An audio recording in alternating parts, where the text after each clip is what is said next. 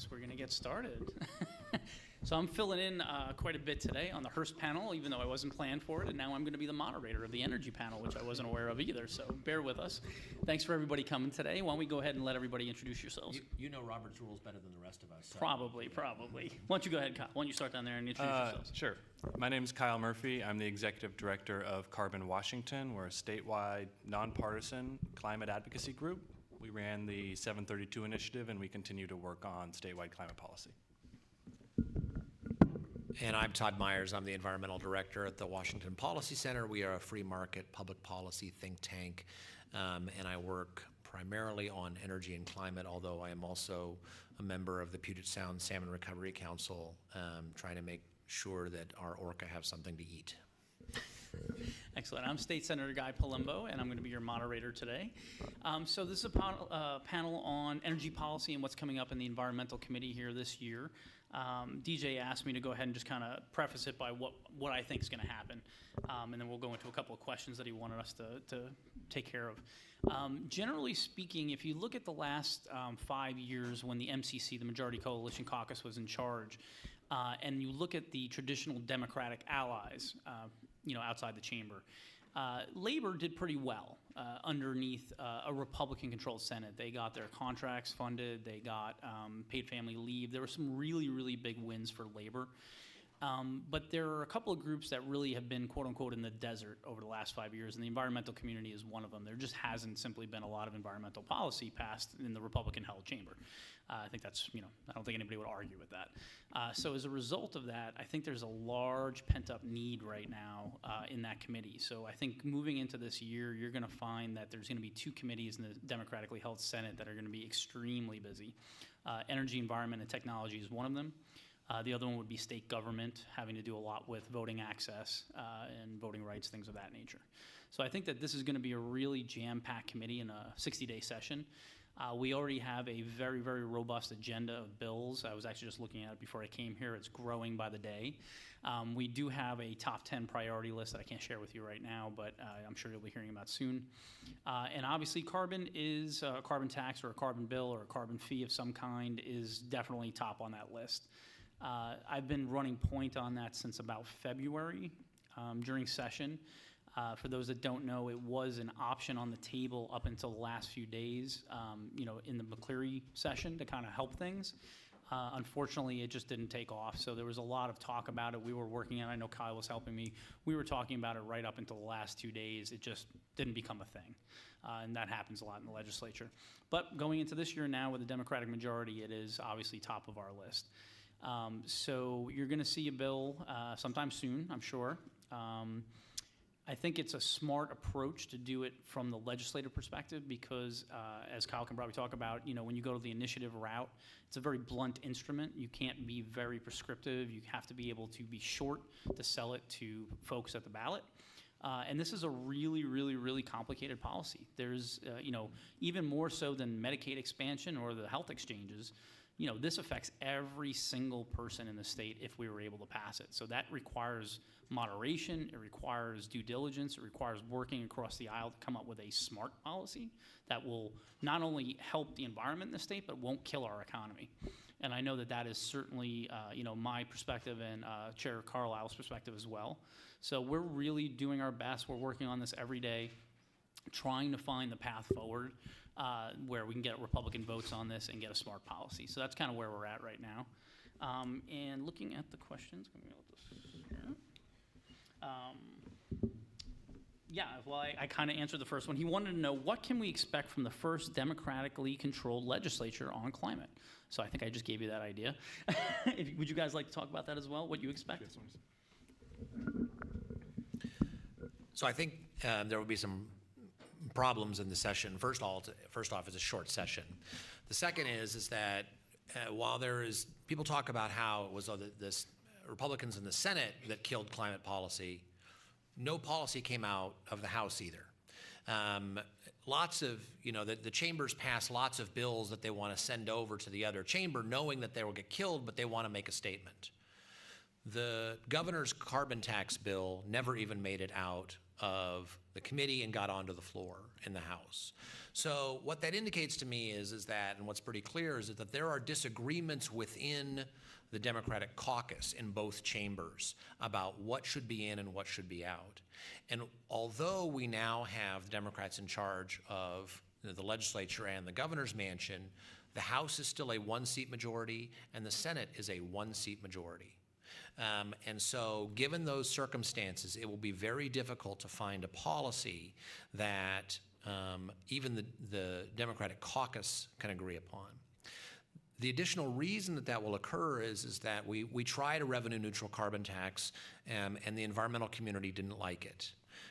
My favorite quote from the campaign from when the environmental community was attacking 732, Naomi Klein, who's a national environmental writer, has a book about how capitalism is killing the environment. She wrote a piece attacking Initiative 732, and the best line is in there is that a revenue-neutral carbon tax leaves the government with nothing. So what that means is that any policy is likely to be a tax increase. And passing a tax increase when you have a one-seat majority in two chambers is very difficult. So I expect a guy to have a tough time convincing his own members that that's a good idea going into an election year. The fundamental problem, though, is that I also think that it simply won't work. And that what you try to do, because our tax system is very complicated, that you fix complication by adding more complication. And then what that means is that you have more people to buy off, you have to give money to more groups, you have to give more exemptions to other groups, you have to worry about trade-exposed, energy-intensive businesses and things like that, because we almost lost the aluminum plants already. Now we don't want to stick it to them again. And so managing all of these things and coming up with a clause that deals with all of these problems becomes more and more difficult. The simple fact is that where we have seen the most effective climate policy is that policies have been simple and transparent. Because individuals know a lot better about what they can do to save fuel and electricity than politicians who are trying to make sure that everything that they do doesn't hurt anybody. At the end of the day, people are going to get hurt. It's going to cause a change in the economy. You want it to cause a change in the economy because you want people to decarbonize. That's the goal. And pretending that it's not going to have an impact, I think, is foolish. And what we would advocate is that if you're going to do a carbon policy, we do lots and lots of subsidies that are very wasteful right now and produce almost no carbon emissions for the money that we spend. Instead of spending that sort of money, what we ought to do is take that money and make it, if we're going to do a carbon tax, make it a tax cut. Save the money on wasteful expenditures and turn that into a tax cut. And that way, at the very least, people end up better economically while having an incentive to do more with less in terms of carbon. Doing that sort of simple and transparent approach, you're more likely to get it support from both parties, and frankly, you harness the individual incentives that everybody has already to save gas and electricity and reduce their environmental impact. And you don't have to go through these machinations of trying to make sure that everybody is taken care of, when at the end of the day, under any tax increase scenario, which it will most certainly be, there will be people who will be seriously affected. And because we know that energy taxes are regressive, it's going to hurt people at the low end more than the upper end. So that, I think, is the better approach. I don't think we'll see that this year. Ultimately, I think that we'll see something go to the ballot, and then it'll be a giant slugfest.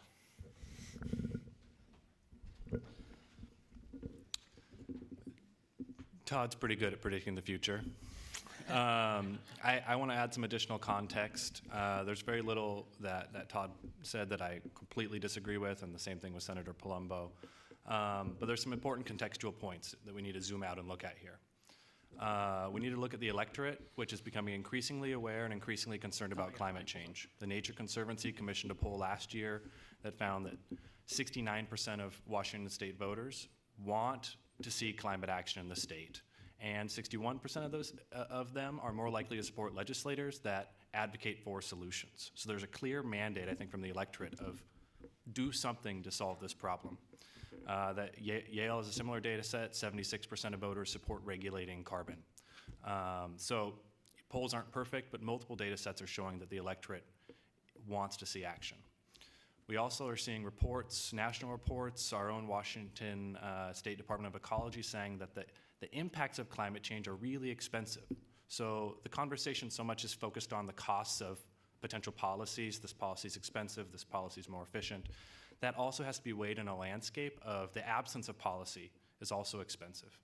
And it strains our budgets to try to take care of our natural resources in an era of climate change. Now, there's, I think, fair uncertainty around the exact, was this storm climate change? But we can set the landscape and say that as our climate changes, we're going to have expensive impacts we need to deal with. So, one solution might be a tax increase, but the absence of a solution might be pulling revenue out of the state budget for other things. So that's kind of the situation we're in. At Carbon Wa, what we really want to see, first and foremost, is effective action as soon as possible. We're behind the curve on this issue. But ideally, we want to see bipartisan action. That can become a national model. We proposed a revenue neutral approach, similar to what Todd outlined. We think that's a fantastic approach. It may not be the only approach. Groups have put more prescriptive mandate approaches on the table. That's talked about in the advocacy community, where maybe you ban coal and you require a certain amount of electricity to be clean by a certain year. That might be not as efficient, but if it gets us there, it has to be discussed. You can use a carbon tax and you can spend the money on climate mitigation, clean energy, other things, and it might not be as elegant and perfect as a revenue neutral model, but it might leave us in a better position than the absence of policy. So we're really trying to find a way to bridge the divide, to get solutions moving forward. We're looking at ballot measures, and we can talk about that if the discussion comes to it, but I'll leave it there for now. Yeah, and I appreciate it. And by the way, happy birthday to Todd Myers, who just had his birthday the other day. Yeah, I agree. In a vacuum, I kind of agree with Todd, right? So I endorsed Carbon Wa. It was a revenue neutral approach. It took the path which had a high price signal, which would then change consumer behavior. If I may be wrong, but I think it was about $100 a ton, metric ton. That is one path that you can do with the ballot. That is clearly, to Todd's point, not an option in the legislature. We're not doing a revenue neutral approach because we need to invest in resiliency measures like forest health, fire suppression, storm water, fish culverts, things of that nature. As well as clean energy reduction. So the way that we have taken the approach is to keep the tax low and flat as much as possible so that you have as little disruption to our economy as possible, but you get your emissions reductions by investing in those reductions rather than just relying on the price signal. So that's kind of the approach we've taken. And then just a real quick one on the low income, he's absolutely right. I mean, it's not a progressive tax. Low income people having their natural heating bills go up or their gas prices go up is not a good thing. That's why any policy that passes is going to have a low income mitigation, which is the whole point of it. So what form that takes, we don't know at this point, but if anything does pass, it will take care of low income people. So the next question they had for us is, why have advocates in favor of action on climate change been so difficult to unify into a consensus? And you should probably start on this, Kyle. There's somebody that led the charge. Cool. It's an easy question. It's an easy one. The eye twitch will come back. I mean, Senator Palumbo pulled one thing out in his statement that carbon touches all parts of our economy, and so the number of stakeholders that have come to the table is, it's huge, and more folks are realizing kind of almost every day that, a climate policy that impacts my group or my organization. I want to be at the table and I have views, and we're almost like we should have been having this conversation 15 years ago as a whole statewide political community when we knew climate change was happening. It wasn't so urgent. We're having it now, and it's kind of like there's an element of this that's growing pains. There's also an element, I think, that's growing pains of a political movement, an element where if you think about what it takes to compromise, it usually requires everyone believing that their favorite option is no longer on the table and that doing nothing is worse than the compromise. And I think that we're slowly working our way towards that position where There are plenty of organizations or interest groups or industry groups that are realizing my favorite position would be to do nothing, or my favorite position would be to have a beautiful revenue neutral carbon tax that's really economically efficient, or my favorite solution would be a Naomi Klein style, government Glorious revolution. or something. And then as time goes on and those options, people realize they aren't as feasible, there becomes more room for agreement in the middle. I'm hoping that we are really closely approaching that agreement in the middle point. I'm not sure if we're there quite yet. I'm very confident we will get there. But it's been tough. People have different visions of how to spend money. They want their particular interest met through climate policy. I don't have a good. One of these two should fix it. Well, you have been through it, and you have tried, I think, harder than anybody else to pull these groups together. So I think you've done a lot of good work on that. I think that the fundamental problem that we have on both sides of the aisle right now is that the politics of the issue are a hell of a lot more fun than the solution to the issue. So on my side, the typically conservative side, when I would go and talk to people about 732, and I would talk to farmers and say, okay, so do you think you're going to be helped or hurt by this? Because on the one hand, you get a tax cut for capital investments, which farmers make a lot of, but on the other hand, you'd pay more for natural gas and other things which you use. And I'd say, so do you think it's going to be good or bad? And they say, what do I think? Go to hell, that's what I think. And I said, no. I mean, let's look at your finances and figure, yeah, go to hell. That's my answer. Because they don't trust government to implement this correctly. They think it is a ruse designed to put them under the yoke of government. They're kind of tired of government regulations, frankly, and so they don't trust one more. Even if I can come and say, look, this is, as you said, an elegant approach to doing this the right way, and frankly, it's kind of a tax cut, what it shows. They don't trust any of that. And so when I talk to folks on my side, you have to break through that barrier of just simply thinking that climate policy is just about expanding government. And quotes from Naomi Klein that say a revenue neutral carbon tax leaves the government with nothing don't help me make that argument. On the other side, the left thinks this is a very powerful tool to bash Republicans and people who don't believe in science, and they love that. Meanwhile, the city of Seattle has missed all of its carbon targets. Has anybody in the environmental community held anyone in Seattle accountable for them missing the targets that they promised? No. Washington State right now, the governor has a little flyer that says that the states in the Carbon Alliance, of which we are one, are on track to meet the Paris Accord. What he doesn't mention is that Washington State is way behind and is nowhere close to meeting it. Okay? So he tries to lump it in with everybody else. Has anybody held the governor accountable and say, why are you not meeting any of these targets? We repeatedly fail to meet the targets, right? Even in places like Seattle and Washington State, on an issue that the left says is the single most important issue we face. If it's so important, you would think that they would hold people accountable, even if they're their friends, and we don't see that. And the reason is that politics, on both sides, is more fun with this issue to beat the other side with than finding a solution. And that, I think, at the end of the day, is when we try to get close to a solution, when we try to bring people together, and people realize that they're going to lose some of that politics, we back away. And I think we've seen it again and again. I mean, I know that, you guys talked with people on the left about an agreement, and you would get close, and then there'd be a pull away. And I can tell you the same thing happens on the conservative side, is when we say, okay, here's what we think is an approach, and then there's all new problems. So I don't know how you address that. Asking me to address that is how you deal with a world where, Elizabeth Warren and Donald Trump and Roy Moore and everything else that we have to deal with right now, and it's crazy politics. But I think climate change is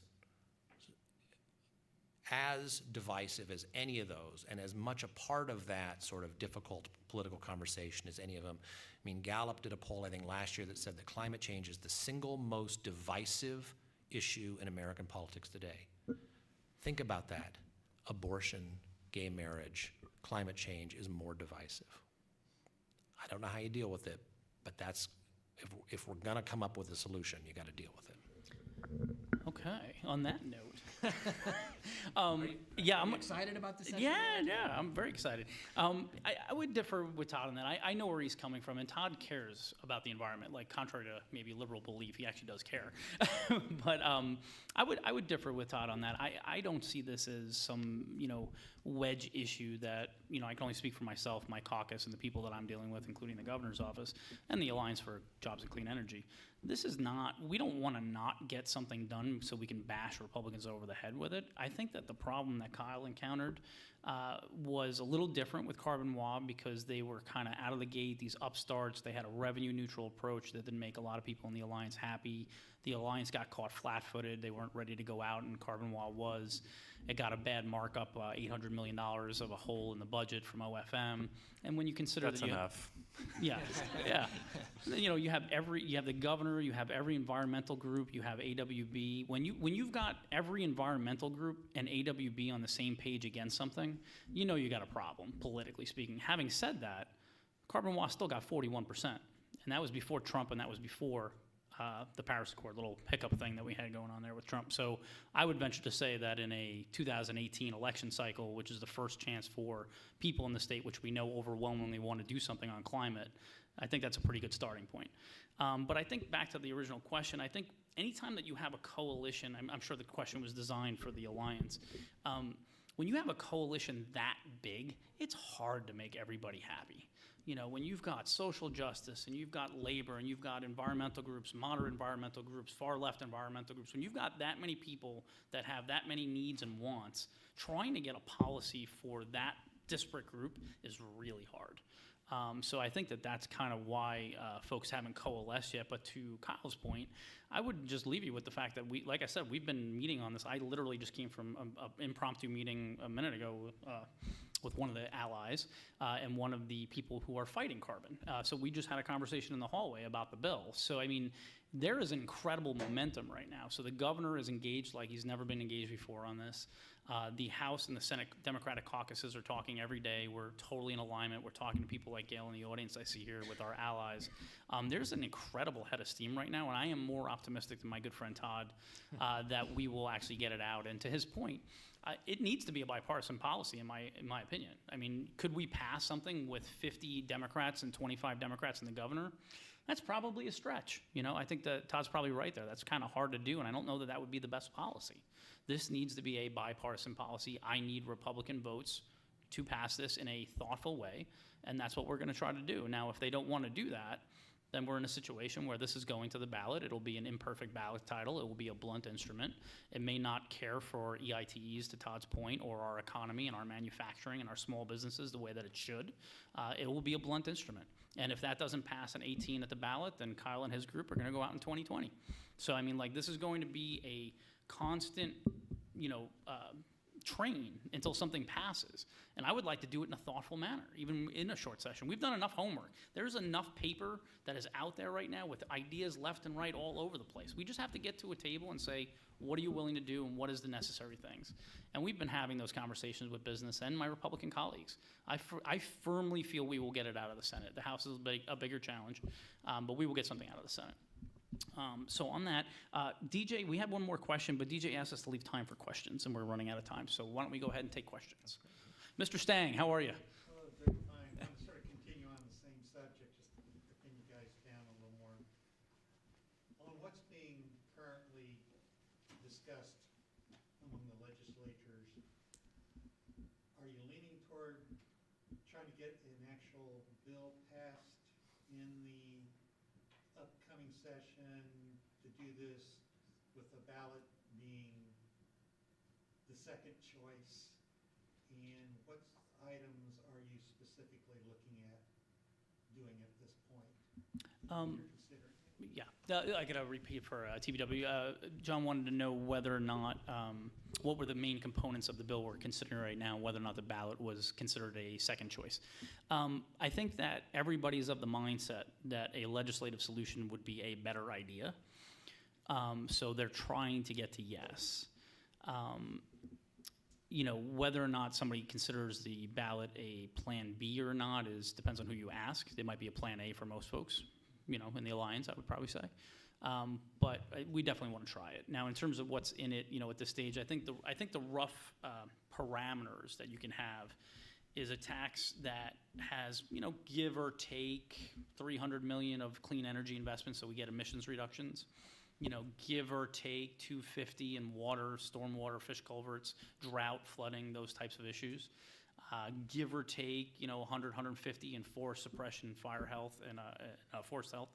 And then a low income offset, pick a number, about 100 mil, something like that.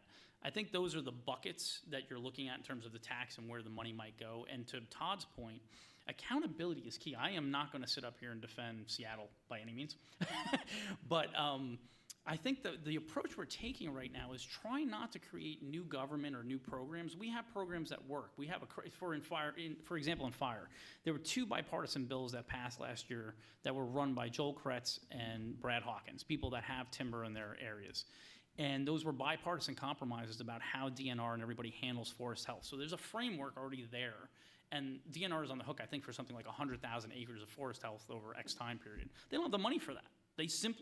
Hillary Franz does not have the money to do that. So how do we do that?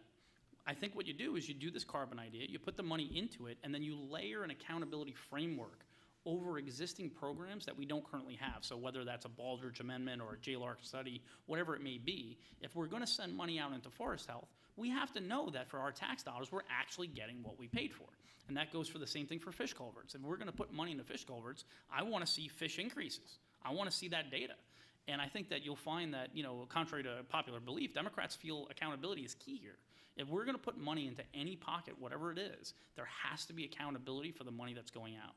And from my perspective, if we wind up doing it the way I intend, and I hope, then we're going to put new accountability measures on existing programs that don't have accountability measures. So that's like a great win for efficiency for government, not to mention the environment. Okay, so opinion down. Yeah. Are you looking for something with all the usual caveats of it being preliminary and we're talking off the top of our heads? Are you looking at something in the general neighborhood of $800 million? I mean, it depends on who you ask. I mean, there's bills all across the board. That's sort of the scale that you're looking for. Well, that doesn't include if we do utilities retain revenue. I didn't talk about that, but the other idea is that there might be a method where you tax, for example, a PSE or somebody like that for their emissions, but then you give them back the money to spend on their ratepayers in certain areas like efficiency and so forth. So that would be on top of that. But I think the general number, I think the low end that I've seen is probably about 1.1 a year. I think I've seen the highest one is 2.2, I think was the governor's bill. But there were a lot of bills last session. I think that's all subject to negotiation. Okay, Let me add one more. Let me add one more thing please there, go ahead. John, Yeah. which Go is ahead, Todd. I don't think there's going to be a legislative solution because I think getting to any legislative solution is going to require a referendum. I think there's a lot of folks who will want the cover of a referendum clause to have any tax increase go to the voters. So my sense is I would be very surprised if there's any agreement on a proposal that doesn't end up going to the voters. So the voters are going to fight this out one way or the other, whether it is a referendum or whether it is initiative. coming back at some Hold on, Kyle, go ahead. And John, I got to get these other guys here. I'll come back to you if we got time. I can add just a really quick, this is, from our point of view, we think what Senator Palumbo's talking about, this is a workable concept. Needs some more study. It's mixing a market mechanism with climate mitigation. This is something we can talk about. If we had a conservative legislator that was willing to put something different on the table, we would be there looking at it too and excited about it. I think there's a little bit of a vacuum in that. We've worked hard to get conservatives warming up to climate action. We're having really productive private conversations, but in the absence of alternative ideas, we have a workable vehicle. It needs to be supported. I'd also, onto the referendum point, for business interests or lobbyists or conservatives or liberals who have concerns about a potential legislative solution, a ballot solution is probably going to be less elegant. It's probably going to be less optimal. And so our point of view is that we will go to the ballot because this is an urgent issue and we're looking at that seriously. But this is the opportunity to craft, to do the hard work of a compromise that maybe isn't perfect, but is going to be more thoughtful than if I take a pen and write a ballot initiative after this, meeting, because anyone can write them, and it might not be as inclusive of a process. Let's go, we'll go over here. Dave Asher, go ahead. Thank you. Is the possibility that these expenditures that you are looking at supporting might free up some general fund, which would give some money for water, which would make it then bipartisan? Yeah, I think that is probably a reality. So a lot of the approach that I'm taking right now is, like we said, there's already existing, there's the family fish passage thing. There's, already existing culvert programs, existing stormwater programs. We don't have to create new stuff there. And so I do think that some aspect of the tax that we're talking about will be an offset of existing funding. For example, I think the Clean Energy Fund is about 80 million right now. So I think we put more money into those programs, but you could theoretically supplant the entire budget funding for ecology for the Clean Energy Fund with this tax. You could do that with, multimodal. You could do that with fish culverts. You could do a lot of things. Basically what you're doing is you're taking things that were kind of sparsely funding right now, and I use the fish culverts as an example. We always talk about McCleary. Well, guess what? There's also a fish culvert Supreme Court case that's about $2.4 billion that we don't have, right? Nobody's talking about that yet. This would be a dedicated funding source so that make that court ruling go away, right?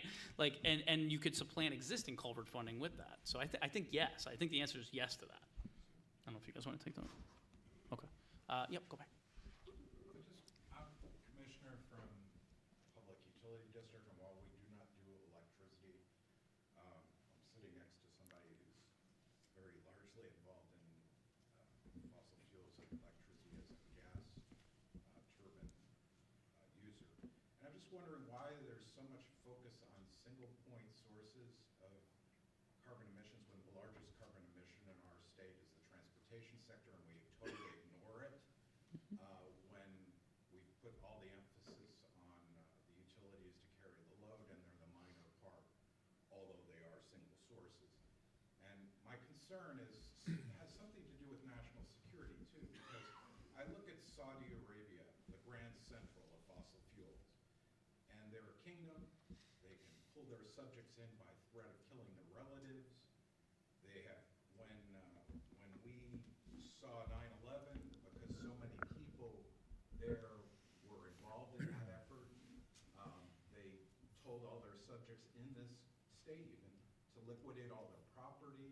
Right now they're going through a change in their elite, and we just ignore this problem when it could affect us if they choose to, if they get overturned, So I think we should be emphasizing more electricity in our transportation sector for our own good, because we can't see the next crisis over the horizon, but it's coming. Thank you. So there's two parts to the question, just to repeat it, which is one, why do we focus so much on electricity and not on transportation fuels, which are the largest single source of carbon emissions in Washington State? And then the second is, what about the national security aspect of it, which is buying less oil from our good friends in Iran, Russia, and Venezuela might be a good idea. I think that's right. On the national security thing, remember that also, conservatives do talk about that. But what they say is, that's why we need fracking, right? That's why we need to produce more oil so that we export it so that we're not importing it. And frankly, right now, that's what's happening. Your focus on reducing demand, which I think is great, their focus, a lot of people on the right are focused on increasing the supply. So both of those are ways to deal with the national security. So the national security argument is a little more muddled than just saying, a carbon tax will help us stick it to Venezuela. The second part about transportation fuels is, I don't think that is being forgotten. I think people are focusing on that quite a bit. When I talk about, okay, so how much would this carbon tax cost? I always do it in terms of cents per gallon. One, because the math is easy and that works for me. And the second is just what you said, which is that's where people are going to feel it. In Washington State, we have a lot of hydro. We have a lot of nuclear. We have more nuclear than we have wind. People don't talk about that. Even if we did a ginormo tax increase on carbon, really in your electricity bill, you're not going to see it that much. Now, it varies from utility to utility, but where people are going to see it is they're going to go to the gas pump and they're going to go, oh my God. So I do think that we do talk about transportation as part of this, and any plan is going to hit transportation more than it will electricity. I think we all want to talk on this one. Thanks, Todd. And from our view, and I think a lot of folks in the climate advocacy world, you can't have a transportation solution without a very clean electric sector. As Todd said, we have a pretty clean electric sector, but right now, if you're a Puget Sound Energy customer and you buy a Nissan Leaf, you aren't reducing more carbon than your neighbor who has a Prius because of the carbon embedded in the kilowatts that are filling up that battery. So, in my view, these solutions have to be married, and I think we're a little bit further along in the electric sector in terms of deploying the technologies at scale. And there's a pretty rigorous debate inside of the climate advocacy community right now around how fast can the electric sector go? I mean, should we be completely off of gas in a couple decades, or what? Should we have a little bit? That's an interesting discussion. But the vision is that we're going to get electricity there as fast as we can because we're a little bit closer, and then that will enable the transportation solution to truly be low carbon. Yeah, I'm going to talk on that too. I don't think that the people up here and the people in the legislature are not missing the point you said. So Willie Sutton, a famous bank robber, said, why do you rob banks? Well, that's because of where the money is, right? So in our state, we're actually extremely clean. To Top's point, we have hydro. When you look at the electric sector, we're the second cleanest state in the nation next to Vermont, who's on nuclear. We're that clean. It's, I think, if I remember correctly, I think it's 18% of our emissions. And after Colstrip goes away, which is really our problem on the electric sector, when that goes away, it comes down to single digits. So we do not have an electricity problem other than Colstrip. So Colstrip's an issue. Other than that, we're good. We don't have a manufacturing problem. We have clean manufacturing. We're on hydro. The problem we have is 53% of our emissions come from on-road diesel and gas. So my bill, there's a lot of bills that are on electrification this year, including the carbon tax. There is a huge focus of using the revenue for the electrification of the transpo grid. That is going to be a primary focus of the carbon bill, and if the carbon bill doesn't go, it's still a primary focus of our other bills. So we will absolutely positively have a focus on that this year. No. Who else got a question back there? Go ahead. Hi, my name is George Kahn. I'm with the Washington PUD Association, so I have a comment and a question. First, thank you for your bill, Senator. It was very thoughtfully crafted. Thank you. So my comment is that in trying to get parties to actually work together, one of the concerns and one of the challenges is that although we hear we want more renewable energy, we want to get rid of fossil fuels, at the same time we hear, and let's tear down 1,000 megawatts of dams. So, and I understand the arguments that are there, and we say we're going to tear those down and we're going to replace them with wind and solar. Well, you would have to replace them with 3 times wind and solar, and then you'd have to back them up with natural gas and add fossil. So, and that's sort of one of the challenges we have in trying to get there. My question is, when you're looking at a carbon price, or a price on carbon, what are the prospects of looking at the other legislation that has been passed in the legislature and reconciling that to be complementary? And I'll give you an example of that. So electrification of the transportation sector clearly is one way to help reduce fossil fuels. If you're in a PUD community that is reliant on hydropower, Chelan or Grant or Douglas, and you're reliant on hydropower, if someone comes in and puts a solar panel on their roof and says, I'm trying to reduce carbon, they're not. Because all they're doing is moving the hydro resource out of state. They're just replacing one hydro with one renewable with another. But if you took the same program and devoted it to electric vehicles, you're transferring a renewable resource to a carbon offsetting. Yet our policies in the state, like the Energy Independence Act, do not recognize sort of the trade-off that you could make. And I'm not saying you get rid of it, but can it identify more flexible arrangements so that when you don't need to buy renewables to meet load, can you, as an option, at least meet your requirement by doing things that actually reduce carbon? And my question is, in the carbon tax segment of the legislation, is there going to be any effort to look at all the other policies that the state has put, the Clean Air Rule, Low Carbon, Energy Independence Act, emission reporting standards, to try to reconcile them to meet the best way to approach carbon, even though I know you don't agree with that, but if that's the goal, doesn't it make sense to reconcile the other policies to be consistent Yeah. with that goal? Yeah, I'm not going to, I'll let Todd touch the fish question and the dam question because I know he talks about it quite a bit. Yeah, I'm not going to stand up here and tell you that we should take down dams. That's a fish versus clean energy question that divides the left, and I'm probably not going to touch that. Yes, so we absolutely can. I think the 937 redo, that's what they're calling it, is on the table, right? I sponsored with Sharon Brown the incremental hydro bill, so I believe in hydropower. I think it's a strategic asset of our state. When you look at the problem that we have, it's very rare that you have a silver bullet for your problem. We have a gas problem, an on-road diesel and gas problem, and we have abundant, clean hydropower. That's the solution. We have a silver bullet to fix our problem. So I do think that there is at this point in time in the session, today, as we sit here today, everything is on the table. It's just a question of who wants to get to yes. So the conversation about 937 is out there. Nobody's taking us up on that at the moment, but it's out there. So 3 things. You mentioned, we shouldn't tear down Snake River dams, which are 8% of our electricity in Washington state. That would be like if somebody said, what we need to do is to get rid of every wind turbine and solar panel in Washington state. People would flip out. That's what we're talking about with the dams. So I did a piece in the Idaho Law Review that came out in January of this year where I did the analysis where I said, okay, so here's how much it would cost in additional electricity and other costs to do that, to replace it with wind and solar, and then the backup that you talk about. And it's hundreds of millions of dollars a year in additional costs, captured by the economy, by taxes, by a variety of things. So you get zero improvement in terms of carbon, but you spend a heck of a lot more money.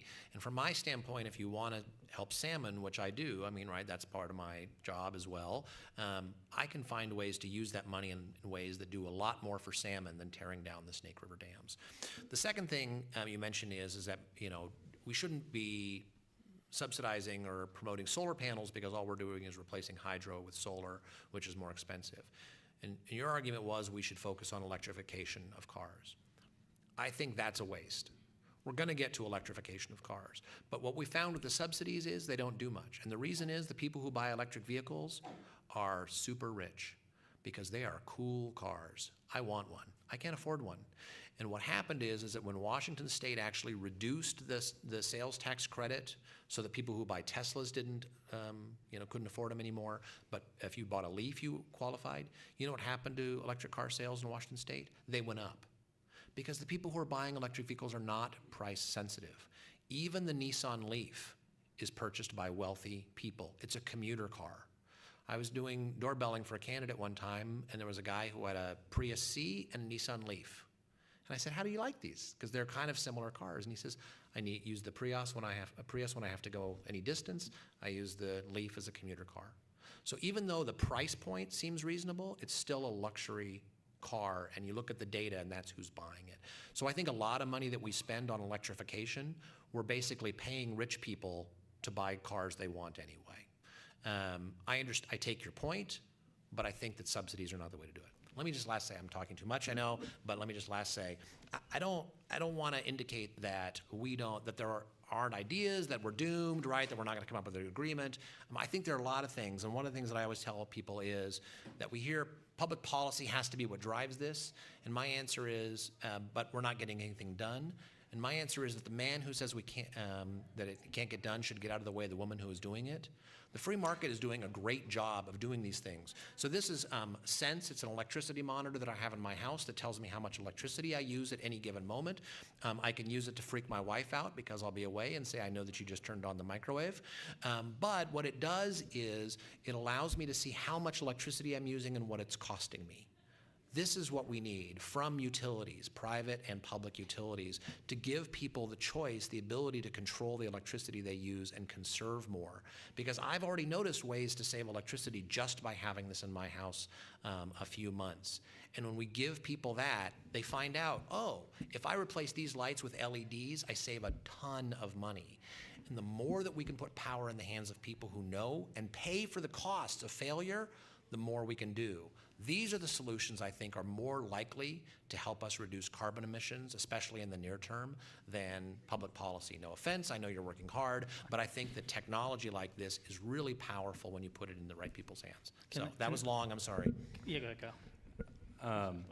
I'll keep it short. One is that without a price that repairs the broken energy market we have right now that subsidizes fossil fuels, I don't think we'll get there with technology alone. Technology is going to be a huge part of the solution, but it's going to be operating in a broken marketplace. So that's point one. Point two, George, thank you for the question. I think it was, why can't we put reforming existing regulations on the table when we're talking about a carbon price? I will make the rounds in Olympia with you and make that case, and it won't be super popular within all of the environmental community, but that's the kind of thinking it takes, I think, to make a deal happen. Is folks, we have to get out of our camp, understand the other side, take a risk, and build this capacity in the political middle. So I think that's what Carbon Law is all about. It's a standing offer to anyone who hasn't been in the climate discussion and wants to be pragmatic and wants to talk about solutions that reduce carbon and work across sectors. So yes, let's do that. I'll help you. And just as we close out, I just want to put a finer point on that. To answer your question a little bit further, yes, so if we pass a bill in the legislature like the one that I wrote at the end of the session, it is commonly understood that that would involve a clean air rule repeal, right? And probably preemption for any other ballot initiative or legislative pricing scheme for X period of time. So basically what the environmental left and Democrats are offering to business is regulatory certainty on this for a period of time in exchange for getting the yes. That is like part of the grand bargain. So yes, I think if we get a deal, it's going to be in the bill. And with that, I guess we're going to go. Oh yeah, they're going to kick us out here. So thank you everybody for coming. Appreciate it. Good job. Good job.